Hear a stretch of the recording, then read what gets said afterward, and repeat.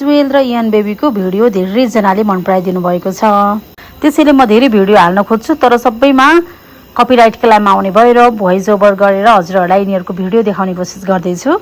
होलिडेको दिनमा यिनीहरूलाई यसो बाहिर केही खाजाहरू खुवाइदिनु पर्यो अनि स्विमिङ पनि गराउनु पर्यो भनेर मैले उनीहरूलाई आउटिङ लिएर गएँ। उनीहरू जहाँ पनि खेल्न थाल्ने। अब हेर्नु न, टाउकोमा लगाउने चस्मा त्यहाँ लगाइदिएर कस्तो पोज दिइरहेको छन्। अब उनीहरूलाई फोटो पोज र भिडियो पोज मैले देखाएको एक्सेप्टेड हुँदैन। उनीहरूले गरेको स्टाइललाई नै मैले वा राम्रो छ भनेर भिडियो क्लिक गरिदिनु पर्ने हुन्छ। अब उनीहरूको सिक्रेट के प्लान हुँदै थियो होइन, के कुरा उनीहरू कानमा कुरा गर्दै हिँडिरहेको थियो।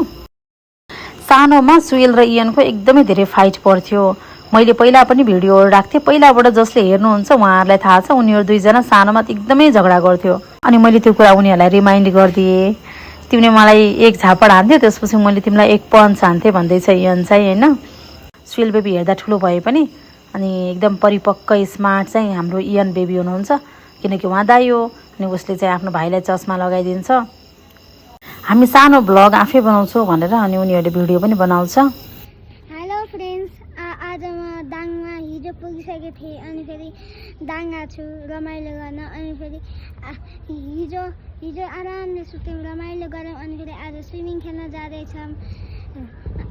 आई होप कि रमाइलो हुन्छ अनि फेरि पौडी खेल्न कति मजा आउँला, त्यही चाहनामा छु। बोला गाइस, आज हामी स्विमिङ खेल्छौँ, मजा गर्छौँ। मामुले हामीलाई लगिन्छ, आधी घन्टा जति खेल्छौँ। मेरो दादा लभली होइन्छ, मजा आउँछ। अनि दादा आउनुभएको छ, दादाको फेस प्लिज पोज भिक्टरिस्टी यो बाय बाय।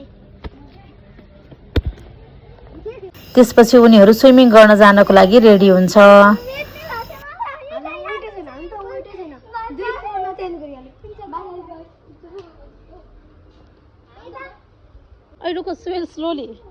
स्विमिङ पुलमा दुईजना मात्रै थियो अनि उनीहरूको राज्य चलिहाल्यो त्यहाँ। के चाहियो इयन तिमी यो लिन, मैले दिन्छु तिम्रो लागि। ल मेनु हेर, तिमीहरू नै आफूलाई मन लागेको कुरा अर्डर गरेर भनेको त उनीहरू हतार पाना पल्टाउँदैछन् के हेर्दैछन् मलाई पनि थाहा छैन।